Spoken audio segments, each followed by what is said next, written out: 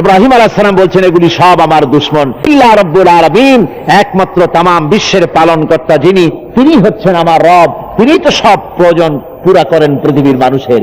তিনি সেই সত্তা, আমার আল্লাহ হচ্ছেন, আমার রব হচ্ছেন, আমার মাবুদ হচ্ছেন সেই মহান সত্তাকে আল্লাযী খালাকানি ফাহুয়া ইয়াহদিন, যিনি আমাকে সৃষ্টি করেছেন এবং আমাকে রাস্তা দেখিয়েছেন, চলার পথের দিশা দিয়েছেন। ওয়াল্লাযী হুয়া ইউতঈমুনি ওয়া ইয়াসকিন, তিনি আমাকে পান করান, তিনি আমাকে আহার করান, আমার খাবার তিনিই দেন, আমার পানের ব্যবস্থা তিনিই করেন। তিনি আমার জন্য এই পৃথিবীতে তৃষ্ণা মিটাবার জন্য মিষ্টি পানির ব্যবস্থা করেছেন, আমার খাবারের জন্যই শস্য শ্যামলিমা সৃষ্টি করেছেন, এই পৃথিবীতে ফসল উৎপাদন করেছেন, সেই ফসলের জন্য আবার আকাশ থেকে বৃষ্টিপাত করেছেন, বিদ্যুৎ চমকায় দিয়ে সেই পৃথিবীর মাটিতে আল্লাহ পাক আবার সারের ব্যবস্থা করে দিয়েছেন, সে ফসল পাকিয়েছেন রৌদ্রের তাপ দিয়ে, এত সুন্দর করে তিনি পানাহারের বন্দোবস্ত আমার করে দিয়েছেন তিনি। আমি যখন অসুস্থ হই,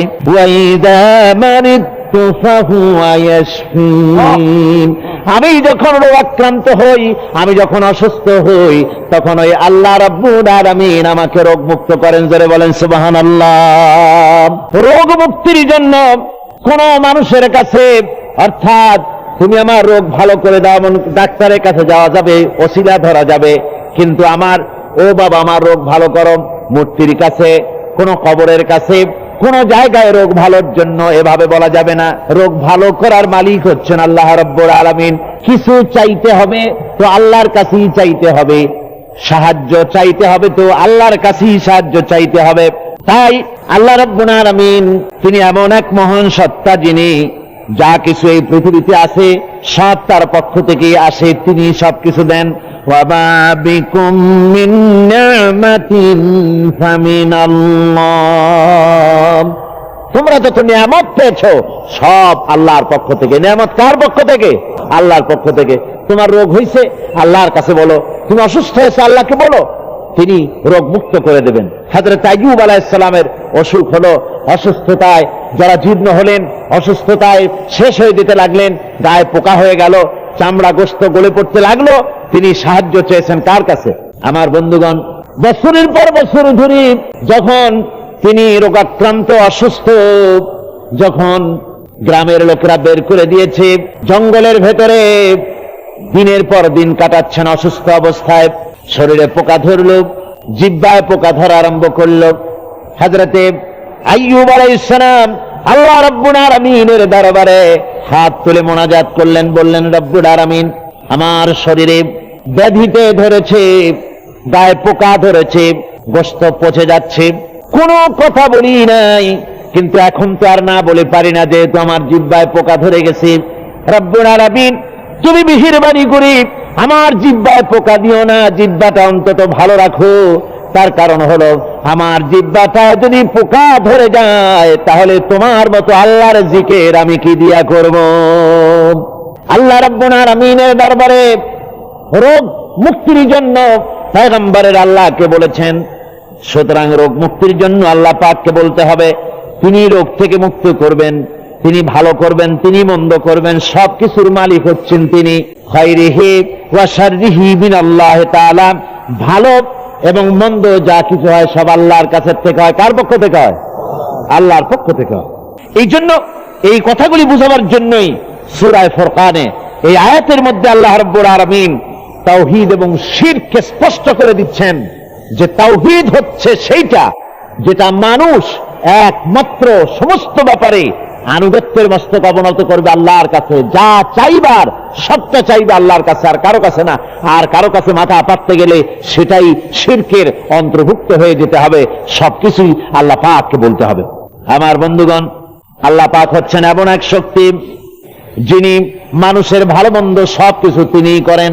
আল্লাহ তার রাসূলকেও বলেছেন যে আপনার যদি কোনো ক্ষতি আল্লাহ পাক করেন, কেউ সে ক্ষতি থেকে আপনাকে বাঁচাতে পারবেন না। আর আল্লাহ যদি আপনাকে কোনো মঙ্গল দেন, কোনো ভালাই আপনার কিসমতে লিখে রাখেন, তার থেকে পৃথিবীর কেউ আপনাকে সেই ভালো থেকে, সেই ভালাই থেকে আপনাকে বঞ্চিত করতে পারবে না।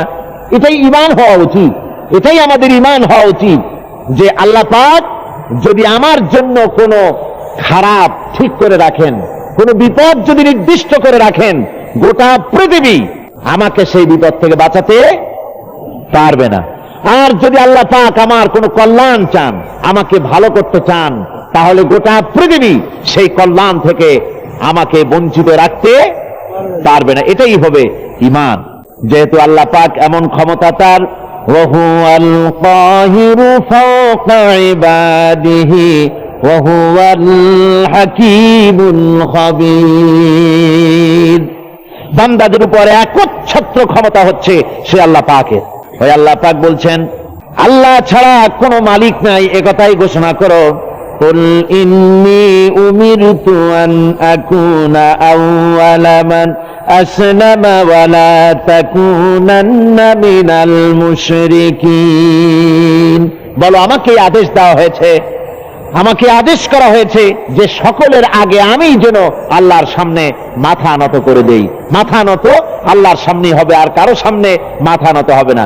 দেখেন আমাদের জাতির পিতা হযরত ইব্রাহিম আলাইহিস সালামকে আল্লাহ রাব্বুল আলামিন বলেছিলেন আসলিম, সারেন্ডার করো, মাথা নত করো। আমাদের পিতা হযরত ইব্রাহিম আলাইহিস সালাম আল্লাহ রাব্বুল আলামিনের দরবারে প্রশ্ন তুললেন না যে রব্বুল আলামিন কোন ব্যাপারে মাথা নত করব, কোন ব্যাপারে আনুগত্য করব। কোন ব্যাপার, কোন শর্ত, কোন প্রশ্ন না তুলে হযরত ইব্রাহিম আলাইহিস সালাম ঘোষণা করলেন আসলামতু লিরাব্বিল আলামিন। সবাই পড়েন আসলামতু লিরাব্বিল আলামিন। সারেন্ডার হয়ে গেলাম, আত্মসমর্পিত হয়ে গেলাম আল্লাহ রাব্বুল আলামিনের সামনে। তিনি ছাড়া কোনো মালিক নাই, তার সামনে মাথা নত করে দিলাম। সুতরাং ইবাদতের ব্যাপারে, কোনো কিছু চাওয়ার ব্যাপারে, অর্থাৎ যে ক্ষমতাগুলি আল্লাহর, যেমন সন্তান দেওয়ার ক্ষমতা আল্লাহর, সন্তান দেওয়ার ক্ষমতা কার? সুতরাং এই ব্যাপারে কাউকে বলা যাবে না যে বাবা আমার সন্তান নাই, আমার সন্তান দাও। এটার নামই হচ্ছে শিরক। এটার নাম কি? শিরক। চাইতে হবে আল্লাহর কাছে, অন্য কারো কাছে না। আপনার সন্তান নাই, তা আল্লাহর কাছে চান। কোরআনে কারিমে রব্বুল আলামিন বলেছেন আমি কাউকে পুত্র দেই, কাউকে শুধু পুত্র দেই, মেয়ে দেই না। কাউকে মেয়ে দেই, পুত্র দেই না। কাউকে মেয়েও দেই, পুত্রও দেই, আর কাউকে কিছুই দেই না। জোরে বলেন সুবহানাল্লাহ। সবকিছুর মালিক তিনি। পয়গম্বরেরা আল্লাহ রাব্বুল আলামিনের কাছে সন্তান কামনা করেছেন। তারা কোন কবরের কাছে গিয়া, কোন বুজুর্গ ব্যক্তির কাছে গিয়ে সন্তান কামনা করেন নাই। সমস্ত পয়গম্বরেরা সন্তান যাদের দরকার ছিল আল্লাহর কাছে চেয়েছেন। হযরতে জাকারিয়া আলাইহিস সালাম আল্লাহর কাছে সন্তান চেয়েছেন, বলেছেন রব্বুল আলামিন আমাকে সন্তান দাও। আবার নূহ আলাইহিস সালামও বলেছেন আল্লাহ আমাকে সন্তান দাও। আল্লাহ রাব্বুল আলামিন ফেরেশতা দিয়া বলে দিলেন যে তোমার সন্তান হবে। হযরত জাকারিয়া বললেন কেমন করে তা হবে, আমার স্ত্রী তো আকেরা, বন্ধা। আমার স্ত্রী বন্ধা, বোঝেন তো কি বলে এখানে? বাছা। স্ত্রী তো বাছা, সন্তান কেমন করে হবে? আল্লাহ রাব্বুল আলামিন বললেন কাযালিক, এইরকমই হবে। যেমন করে আল্লাহ পাক আকাশ সৃষ্টি করেছেন, জমিন সৃষ্টি করেছেন, তোমার সৃষ্টি করেছেন, তোমার সন্তানও এইরকমই হবে। সুবহানাল্লাহ ওয়া বিহামদিহি। সুতরাং পয়গম্বরেরা সন্তান চেয়েছেন আল্লাহর কাছে। আর মুসলমানের হলো কি? কপাল পোড়া মুসলমান কবরের কাছে গিয়ে কয় ইয়া খাজা মেরা মতলব কো পুরা কর দে। উনি আপনার মতলব কি করে পুরা করবেন? ওনার মতলবই তো পুরা করেছেন আল্লাহ রাব্বুল আলামিন। কে পুরা করেছেন? আল্লাহ রাব্বুল আলামিন পুরা করেছেন। মানুষেরা বোঝে না, না বুঝে তারা গান বানিয়েছে। কেউ ফেরে না কি খালি হাতে খাজারে তোর, দেখছেন কাণ্ড, সকলের মুখস্থ। তো এই কথাটা বিশ্বাস করা একটা শিরক। কেউ ফেরে না খালি হাতে খাজারে তোর দরবারে, এই কথাটা বিশ্বাস করা শিরক। যারা বলেন না বিশ্বাস করা কি শিরক। তাহলে কেউ খালি হাতে ফেরে না, তাহলে বোঝা যাচ্ছে উনি দেন, ওনার দেওয়ার কোনো ক্ষমতা নাই। দেওয়ার সবটুকুন ক্ষমতা আমার আল্লাহর। দেওয়ার ক্ষমতা কার? আল্লাহ পাকের। তার কাছেই চাইতে হবে। আমার বন্ধুগণ, আল্লাহ রাব্বুল আলামিন এই জন্য পরিষ্কার করে বলেছেন ওয়া মাইয়াদউ মা'আল্লাহি ইলাহান আখারা লা বুরহানা লাহু বিহি। আল্লাহ রাব্বুল আলামিন বলেন যারা আল্লাহর সাথে অন্যদেরকে যারা শরীক স্থাপন করে তাদের কাছে কোনো দলিল নাই, কোনো যুক্তি নাই, কোনো দলিল নাই। কেন চাও ওদের কাছে জিজ্ঞাসা করবেন, আন্দাজে এক একটা বলবে, কোনো দলিল নাই তাদের কাছে এই চাওয়া। এই পৃথিবীতে সবচাইতে বড় গুনাহ কোনটা বলুন? বলতে পারবেন সবচাইতে বড় গুনাহ কোনটা? শিরক। হযরতে লোকমান হাকিম, হযরতে লোকমান তার সন্তানদেরকে ডেকে বলছেন, ওয়াইয ক্বালা লুকমানু লিবনিহি ওয়া হুয়া ইয়াইযুহু ইয়া বুনাইয়া লা তুশরিক বিল্লাহ ইন্নাশ শিরকা লাযুলমুন আযীম। হযরতে লোকমান তার সন্তানদেরকে ডেকে বললেন, ও আমার সন্তানেরা, ইয়া বুনাইয়া, হে আমার প্রিয় সন্তানেরা, লা তুশরিক বিল্লাহ, খবরদার আল্লাহর সাথে কাউকে শরীক স্থাপন করো না। সাবধান, আল্লাহর সাথে কাউকে অংশীদার বানিও না, কাউকে শরীক বানিও না। ইন্নাশ শিরকা লাযুলমুন আযীম, নিঃসন্দেহে শিরক হচ্ছে মস্ত বড় অপরাধ, মস্ত বড় জুলম। তার কারণ কি? কারণ হচ্ছে, আমি এই দৃষ্টান্তটা মাঝে মধ্যে দিয়ে থাকি, আপনাদের হয়তো মনে পড়বে, আবারও আমি সে কথাটা শুনাই। দেখুন, স্ত্রী স্বামীর সাথে যে ধরনের প্রেম বিনিময় করে, যেমন ইনিয়ে বিনিয়ে ভালোবাসা প্রকাশ করে, এইভাবে যদি স্বামীর সামনে আর একটা পুরুষের সাথে, অথবা স্বামীর অগোচরেও আর একটা পুরুষের সাথে ইনিয়ে বিনিয়ে কথা বলে ভালোবাসা প্রকাশ করে, আর এই খবর যদি স্বামীর কাছে হয় অথবা স্বামীকে দেখে, তাহলে এটা স্বামী কি বরদাস্ত করবে? করবে না। কোন দুশ্চরিত্র স্বামী ওটা বরদাস্ত করবে না। স্বামী মনে করে যে আমার চরিত্র যতই খারাপ হোক, বউটা ভালো থাকা চাই। কোন দুশ্চরিত্র স্বামী ওটা বরদাস্ত করবে না। আচ্ছা, স্বামী যেটা বরদাস্ত করবে না, তার স্ত্রী আর একজনের সঙ্গে প্রেম করবে, স্বামী বরদাস্ত করবে না। কেন করবে না? স্ত্রী যে সুন্দর মুখের হাসি, এই হাসি এটা কি স্বামীর তৈরি? বলেন, তার সুন্দর চোখ, তার ভুরু, তার মাথার চুল, তার স্বাস্থ্য, তার রূপ, তার যৌবন, এর কোনো কিছুতে ওই স্বামীর কোনো অবদান আছে? কোনো অবদান আছে? নাই। সামান্য সামান্য কিছু অবদান আছে। চেহারাকে আরো সুন্দর করার জন্য কিছু প্রসাধনী খরিদ করে দিয়েছে, ছোট চুল থাকলে কিছু পরচুলা কিনে দিয়েছে, কিছু কাজল, কিছু লিপস্টিকের ব্যবস্থা করেছে। এই সামান্য একটু কাজল দিয়া আর একটুখানি লিপস্টিক কিনে দিয়া যদি এত বড় দাবি হয় যে ওই স্ত্রী আপনি ছাড়া আর কারো সাথে মিষ্টি হাসি দিতে পারবে না, তাহলে এবার চিন্তা করেন, ওই হাসিতে আপনার অবদান নাই, স্ত্রীর রূপ যৌবনে স্বাস্থ্যে আপনার কোনো অবদান নাই। 4 পয়সার একটা লিপস্টিক কিনে দিয়ে 5 টাকা দামের একটা কাজল কিনে দিয়া যদি এত বড় দাবি হয় আপনি ছাড়া কারো সাথে হাসতে পারবে না, প্রেম নিবেদন করতে পারবে না, তাহলে যে রব্বুল আলামিন মানুষের এই সৌন্দর্য তৈরি করলেন, জীবন দিলেন, সুন্দর চোখ দিলেন, মুখ দিলেন, নাক দিলেন, রূপ দিলেন, যৌবন দিলেন, আল্লাহ ছেড়ে দিয়ে, আল্লাহকে বাদ দিয়া অন্য কারো কাছে হাত পাতলে, মাথা নত করলে আল্লাহ রব্বুল আলামিন বরদাস্ত করতে পারেন না। কারো সামনে মাথা নত করতে পারো না। অনেক মানুষ আছে বুজুর্গ লোক পেলে সেজদা করে, যেরকম নাউজুবিল্লাহ, হারাম। এই জন্য কদমবুসি থেকেও সতর্ক হওয়া উচিত। কদমবুসি করতে গিয়ে যারা জানে না, মাথাটা নিচে করে ফেলে, যার কদমবুসি করতেছেন তিনি যদি ওই মাথা নিচে হয় রাজি থাকেন, তাহলে যে করলো সেও কাফের হলো, যারে করলো সেও কাফের হলো, যেরকম নাউজুবিল্লাহ। এই জন্য সতর্ক থাকা উচিত কদমবুসির ব্যাপারেও। সেজদা একমাত্র আল্লাহকে, আর কাউকে সেজদা করা যাবে না। আমার ভাইয়েরা, আল্লাহ রাব্বুল আলামিন কোরআনে কারীমে মুশরিকদের ব্যাপারে, যারা শিরক করে তাদের ব্যাপারে সুন্দর একটা যুক্তি দিচ্ছেন। আল্লাহ বলছেন, ওয়ামান ইউশরিক বিল্লাহি ফাকান্নামা খাররা মিনাস সামাই ফাতাখতাফুহু আত-তায়রু আও তাহবি বিহির রিহু ফি মাকানিন সাহিক। আল্লাহ রাব্বুল আলামিন বলেন, যে কেউ আল্লাহর সাথে যদি কেউ শরীক করে, তাহলে তার দৃষ্টান্ত হলো সে যেন আকাশ থেকে পড়ে গেল। আকাশ থেকে যখন সে পড়ে গেল, হয় কোনো পাখি তাকে ছো মেরে নিয়ে গেল, অথবা বাতাসে তাকে বিন্দু বিন্দু করে বিভিন্ন স্থানে তাকে উড়ায় নিয়ে গেল। অর্থাৎ আল্লাহকে বাদ দিয়া যদি আল্লাহকে বাদ দিয়ে যদি অন্য কাউকে ডাকা হয়, আল্লাহর সাথে যদি কাউকে শরীক করা হয়, তাহলে আকাশ থেকে পড়ে যাওয়ার শামিল পাখি তাকে মেরে নিয়ে যাবে, অথবা সে বিন্দু বিন্দু টুকরা টুকরা হয়ে বাতাসে তাকে উড়িয়ে নিয়ে যেখানে সেখানে ফেলে দেবে, তার কোনো অস্তিত্ব থাকবে না। ঠিক এমনি করে যে ব্যক্তি আল্লাহর সঙ্গে শরীক করবে, ওই ব্যক্তির সঙ্গে আল্লাহর কোনো সম্পর্ক থাকে না। আল্লাহ রাব্বুল আলামিন এই শিরকের গুনাহ কখনো ক্ষমা করে দেন না। তাই প্রত্যেকটি মানুষের চিন্তা করতে হবে যে একমাত্র আল্লাহ রাব্বুল আলামিনের সঙ্গে শরীক করা যাবে না, তার ইবাদতে কাউকে অংশীদারিত্ব দেওয়া যাবে না। মহান আল্লাহ রাব্বুল আলামিন তিনি পরিষ্কার করে বলছেন, ওয়াজআলু লিল্লাহি আনদাদান লিয়ুদিল্লু আন সাবিলিহি কুল তামাত্তাউ ফাইন্না মাসীরাকুম ইলান নার। আর তারা আল্লাহর কিছু সমকক্ষ বানিয়ে নিয়েছে যেন তারা তাদেরকে বিভ্রান্ত করে দেয়।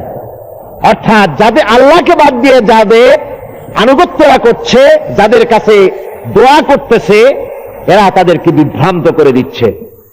আল্লাহ পাক বলছেন, ওদেরকে বলো কুল তামাত্তাউ, ফুর্তি করো, মজা লুটে নাও, যা খুশি তাই করো।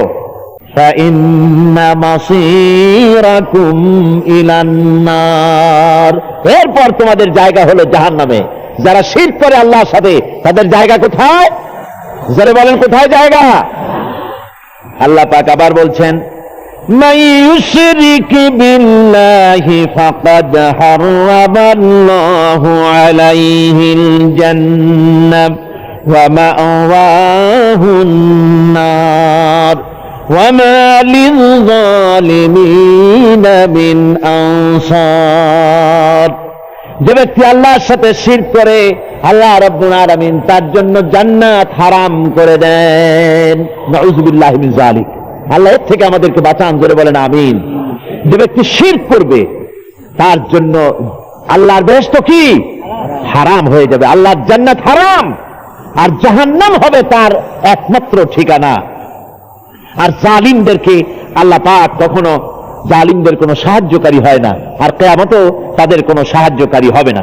আমার ভাইরা, সুতরাং এই শিরক থেকে আমাদেরকে বাঁচতে হবে, শিরক থেকে বাঁচতে হবে। আমার দেশের লোকেরা বহুত শিরক করে, না বুঝে আন্দাজে এক একজনকে মনে করে যে উনি আল্লাহর প্রতিনিধি মনে করে বসে, যে আল্লাহর রিপ্রেজেন্টেটিভ, উনি আমাকে সন্তান দেবে, আমার চাকরির প্রমোশন দেবে, আমার স্বাস্থ্য ভালো বানায় দেবে, আমাকে সন্তান দেবে, আমাকে ব্যবসার উন্নতি দিবে। এই নিয়ত করে কারো কাছে এই ধরনের আনুগত্য করা, আবার কবরের কাছে এই ধরনের যাওয়া, এটা মস্ত বড় অপরাধ। মনে রাখবেন, এই অপরাধ থেকে আমাদেরকে রক্ষা পেতে হবে, আমাদেরকে বাঁচতে হবে। আল্লাহ রাব্বুল আলামিন কোরআনে কারিমে বলেছেন, ইন্নাল্লাহা লা ইয়াগফিরু আন ইউশরাকা বিহি ওয়া ইয়াগফিরু মা দুনা যালিকা লিমান ইয়াশা। শিরক বাদে আর যত গুনাহ আছে আল্লাহ রাব্বুল আলামিন ইচ্ছে করলে তা মাফ করবেন, কিন্তু শিরকের গুনাহ আল্লাহ রাব্বুল আলামিন ক্ষমা করে দিবেন না। মারাত্মক ব্যাপার এই শিরকটা, মারাত্মক ব্যাপার। যদি আমরা কি আল্লাহর সাথে দেখা করতে চাই? কি বলেন, বুঝেন না? আমরা কি আল্লাহর সাথে দেখা করতে চাই? এইবার বুঝেছেন। আল্লাহ রাব্বুল আলামিন বলেন, ফামান কানা ইয়ারজু লিকাআ রাব্বিহি ফালইয়ামাল আমালান সালিহান ওয়ালা ইউশরিক বিইবাদাতি রাব্বিহি আহাদা। আল্লাহ রাব্বুল আলামিন বলেন, যদি কেউ তোমাদের ভিতর থেকে যদি কেউ আমাকে আমার সঙ্গে দেখা করতে চায়, তোমরা যদি আমার সঙ্গে দেখা করতে চাও, তাহলে নেক কাজ করো, আর খবরদার আমার ইবাদতের সঙ্গে, আমার গোলামির সাথে কাউকে শরীক স্থাপন করো না, কাউকে ডেকো না। আমার ইবাদত একমাত্র আমারই করবে, আর কাউকে এর সঙ্গে শরীক বানাবে না। ফালা তাদউ মা'আল্লাহি ইলাহান আখারা ফাতাকুনা মিনাল মুআযযাবিন। আমি আমাকে বাদ দিয়া অন্য কাউকে যদি ডাকো, আমার সাথে যদি ইবাদতে শরীক করে দাও, তাহলে মনে রেখো অবশ্যই তুমি শাস্তি পাবে, যারা তাদের মধ্যে তুমি গণ্য হয়ে যাবে। আমি ছাড়া কাউকে ডেকো না, আমার কাছেই বলো, তোমার যত প্রয়োজন সব আমাকে বলো, যা দরকার। হাদিস শরীফে এসেছে, সামান্য স্যান্ডেলের ফিতা গাছা যদি ছেড়ে যায়, মানুষের কাছে চাইও না, আল্লাহ রাব্বুল আলামিনের দরবারে হাত পাতো, রব্বুল আলামিন তোমার স্যান্ডেল কেনার পয়সা জুগিয়ে দেবেন। জোরে বলেন সুবহানাল্লাহ। যা দরকার তার কাছেই চাও, হাত তার কাছেই পাতো। ওই যে সম্রাট শাহজাহানের কথা আমি আপনাদেরকে শুনাই, ফকির একটা ঘুরতেছে সারাদিন। এক লোক বলছে যে আপনি এত হে ফকির, তুমি এরকম করে ঘুরছো সারা জীবন, বুড়া হয়ে গেছে খয়রাত করতে করতে, ছোটবেলা থেকে তোমার ভিক্ষা করতে দেখি, আর কতকাল ভিক্ষা করবা? তা করবোটা কি? তুমি বাচ্চার কাছে যেতে পারো না, বাচ্চার কাছে গেলে এমন ভাবে দিবে, অনেক দিবে, নিয়ে কুলাইতে পারবা না, তোমার আর জীবনে ভিক্ষা করা লাগবে না। ফকির চলে গিয়েছে, কোথায় পাবো বাচ্চারে? দেখো মসজিদে পাবা, এখন তুমি নামাজ পড়তেছো। চলে গিয়েছে সেখানে, যারা মসজিদের বারান্দায় দাঁড়ায় দেখে সম্রাট শাহজাহান হাত পেতে মোনাজাত করতেছেন, চোখের থেকে পানি পড়ে দাড়ি ভিজে ভিজে পড়তেছে। মোনাজাত শেষ করে বাচ্চা যখন বাইরে নেমেছেন, তখন ফকির তাকে সালাম দিয়ে চলে যাচ্ছে। বাচ্চা বলছেন, তুমি আমাকে সালাম দিয়ে চলে যাচ্ছ, তুমি তো ভিক্ষুক, তা আমার কাছে তো সমস্ত ভিক্ষুকই আমার কাছে চায়, ভিক্ষুক তো ভালো, ধনীরাও আমার কাছে চায়, তো তুমি ভিক্ষুক মানুষ আমার কাছে কিছু চাইলে না, সালাম দিয়ে চলে যাও। ফকির বলতেছেন, যা পানা, সত্যিই কিছু চাইতে এসেছিলাম, কিন্তু আমি আপনাকে দেখার পরে আমার চিন্তার পরিবর্তন হয়ে গেছে। আমি তাকিয়ে তাকিয়ে দেখলাম মসজিদের ভেতরে আমি চাইতে এসেছি দিল্লির সম্রাট শাহজাহানের কাছে। যেই সম্রাট, দিল্লির সম্রাট যার কাছে আমি চাইতে এসেছি, আমি তো দাঁড়ায় আছি, কান্দি না, কিন্তু আমি দেখতেছি যার কাছে আমি চাইতে এসেছি তিনি যেন আবার কোন সম্রাটের কাছে আমার চাইতে দারুণ ভিক্ষুকের মতো হয়ে চোখের পানি ফেলে ভিক্ষা চাইতেছে। মনে মনে ভাবলাম, মানুষের কাছে ভিক্ষা চাইব না কোনদিন আর। বাদশা কান্দে যেই বাদশার কাছে, ওই সম্রাটের সম্রাট রাজা ধীরাজ আল্লাহর কাছে ছাড়া কারো কাছে জীবনে আর হাত পাতব না। আমার বন্ধুগণ, তাই প্রত্যেকটি মুসলমানের নিয়ত হওয়া উচিত, কোন কবরের কাছে গিয়া জীবনে কিছু চাইব না, কোন বুজুর্গের কাছে গিয়া কিছু চাইব না, সব চাইব আল্লাহর কাছে। কার কাছে চাইব? আল্লাহর কাছে চাইব। বুজুর্গের কাছে দোয়া চাইতে পারি, বলবো হুজুর আমার জন্য দোয়া করেন, আমি যেন আল্লাহর গোলাম হইতে পারি। এই দোয়া, আপনি আমার জন্য দোয়া করেন, আমি যেন আল্লাহর গোলাম হতে পারি, আমি যেন সেই মুক্ত হতে পারি। বাস বাবা আমার সন্তান দেন, আমার চাকরি দেন, না, এ কথা আমরা বলবো না। আমরা মুসলমান, আমাদের বলতে হবে একমাত্র আল্লাহর কাছে, একমাত্র আল্লাহর শরণাপন্ন হতে হবে, তিনি ছাড়া আর কাউকে ডাকা যাবে না। হুয়াল হাইয়্যু লা ইলাহা ইল্লা হুয়া ফাদউহু মুখলিসিনা লাহুদ্দীন আলহামদুলিল্লাহি রাব্বিল আলামিন। হুয়াল হাইয়্যু, তিনি চিরঞ্জীব, যার কাছে আমরা চাইব তিনি আগামীকাল মরে যাবেন না। সুবহানাল্লাহি ওয়া বিহামদিহি। ওয়াল হাইয়ুল কাইয়্যুম, সদা জাগ্রত চিরঞ্জীব, যিনি ঘুমানো না। আমি যদি রাত্রে চাই, আল্লাহ ঘুমায় থাকবে, শুনবে না নাকি? ঠিকান গভীর রাত্রে আমরা আল্লাহর কাছে কিছু চাইবো আর আল্লাহ থাকবে ঘুমাইয়া, এরকম হবে নাকি? এরকম হবে না।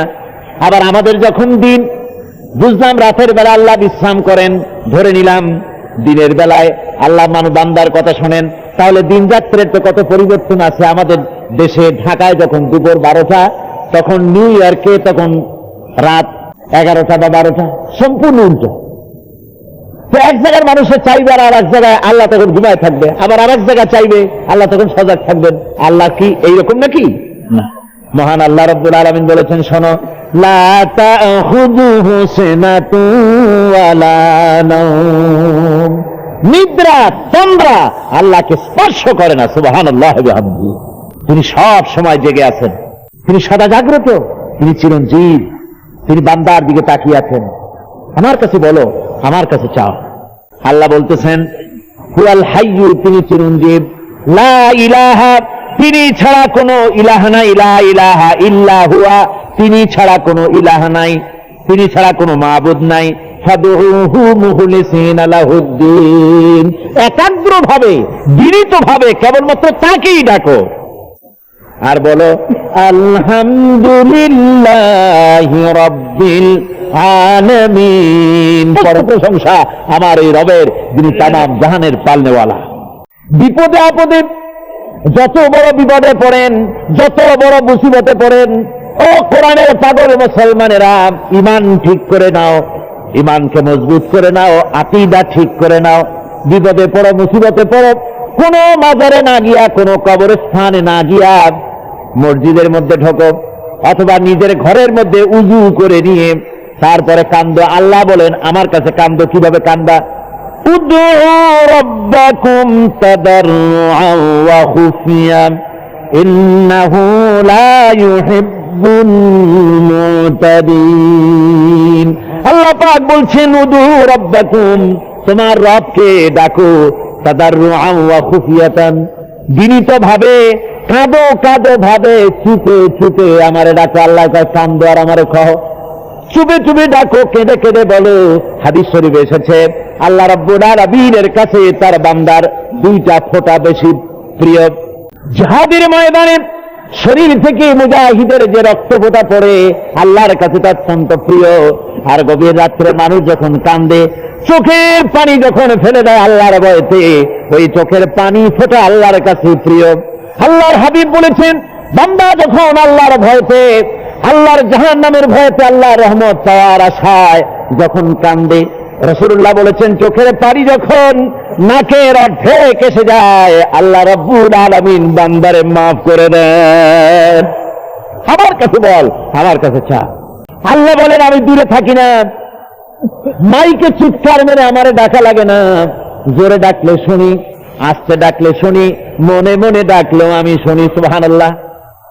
উদউনি আস্তাজিব লাকুম, বান্দারে আমারে ডাক, আমি ডাকের জবাব দেবো। জোরে কান সুবহানাল্লাহ। আমার বন্ধুগণ, কাবা শরীফে আমি বহুবার আল্লাহ পাক আমাকে নিয়েছেন, কিন্তু কাবা শরীফের ভেতরে ঢোকার কখনো সুযোগ পাইনি। আমার চোখের সামনে কত প্রেসিডেন্টরা ঢুকছে, আমি এতিমের মতো বাইরে দাঁড়ায় দাঁড়ায় কেঁদেছি। আর মনে মনে বলছি যে আল্লাহ, তোমার হাবিব তিনি যত জায়গায় চলাফেরা করেছেন, বসেছেন, ওগুলোর উপরে বিল্ডিং হয়েছে, ওগুলো উপরে ইট পড়েছে, এই অরিজিনাল জায়গাগুলি তো এখন আর নাই। কিন্তু একটা জায়গা আছে যেখানে এই বাইতুল্লাহ শরীফের ভেতরে তোমার হাবিব নামাজ পড়েছেন, যদি একবার একটু ঢুকতে পারতাম, দিলটা বড় একটা তামান্না ছিল।